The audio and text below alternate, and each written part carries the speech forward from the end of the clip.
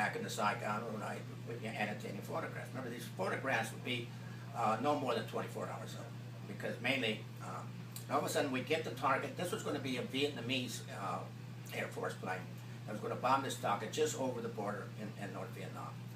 All of a sudden, I get the target, and it's not there. It's been bombed before. It's destroyed. And I started to go through command and say, well, why are you sending bombers there? There's nothing there. There's nothing there. My God, they're going to North Vietnam, to be attacked. But they went ahead and sent them anyway. And then I read in the what's the paper, the Stars and Stripes once, the military paper, that those pilots had got awarded a meritorious service for doing such a good job of wiping out that target, and the target wasn't even there. I had no idea. There was a lot of friction, by the way, and competition between the Air Force and the Navy as to which targets the Navy would hit and which ones the Air Force would hit. This was called rolling thunder, was the term that was given to the airstrikes up in North Vietnam. And remember, I was concentrating on airstrikes only in North Vietnam. But I sometimes wonder why they picked this target and that. I didn't have the foggiest idea why the targets were picked. And then when I saw they were actually sending people in harm's way to drop bombs on a target that wasn't even there any longer, that became somewhat cynical. Interaction with the pilots was paramount.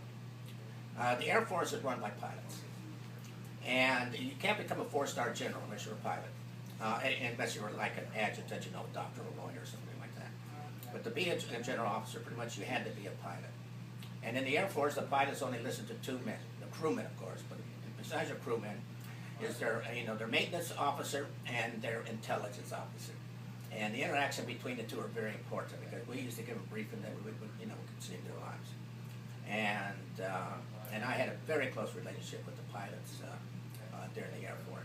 And then, of course, because I was the base intelligence officer, I reported directly to the base commander, who was a full colonel. I was a lieutenant most of the time. I did get promoted to captain just about, I think, 30 days before I left. But I had my own Jeep. 2 things. Because of the position I had, my office was air conditioned.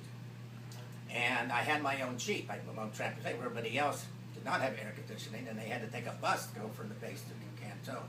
So there was a lot of jealousy among majors and captains. The first lieutenant used to run around with his air-conditioned office and his Jeep. But the key thing is I had to get along with the base commander and the pilots, and that I did very well. Now, when you're a young man and you were in Saigon, and by the way, only those of us who were station attendants or had business in Saigon were allowed to go into Saigon. Most of the GIs you interview who were in the infantry, artillery, were not allowed to go into Saigon. They didn't want to have a city full of suits. And more often than not, we would not be wearing our uniform if we were in downtown Saigon. Sometimes we would, but not always. But there used to be these women who you buy what's called Saigon tea. You go into the bar and they'd be there.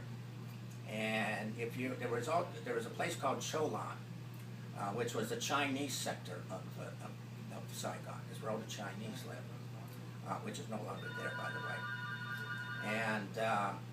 And if you went into Saigon and you found a pretty young girl and bought her some Saigon tea, she was probably Chinese. When you went to Cholan, you were probably Vietnamese, because they didn't want to run into family or something to see them. But I mean, we visit French restaurant. It was not stressful in the city, the canton, what have you. And so we'd go out to eat and do things. And we also had television by that time. And some of the guys would just watch TV and movies and things such as that, but I never bothered. And also, by the way, it usually was pretty late by the time I got to Canton, the base. It would be, 8, 9, 10 o'clock before we get there. More often than not, we just chit-chat and go to bed.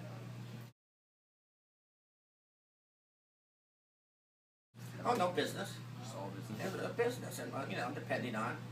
I remember, and then we had a good time. We had I remember we used to have, entertainment. One of the USL tours would come through. And they were good, by the way. You did not go, the government did not send you to Vietnam. You didn't have to be famous, you had to be good. But I remember one time we were in a staff meeting, and we found out that Roy Rogers and Dale Evans was coming. Do you know who Roy Rogers is? let's put it this way, he was one of the most famous movie cowboys of his time. Most of us grew up, you know, watching Roy Rogers and Dale Evans and his horse Trigger. And everybody laughed about it. But when they arrived on base, my God, I mean, everybody came out, cameras were blaring and what have you. But I would say when you're getting on base, for the most part, it was not stressful. Except, you know, when the pilots, I mean, the pilots that went on those 50mm guns, that was stressful because people would shoot at them.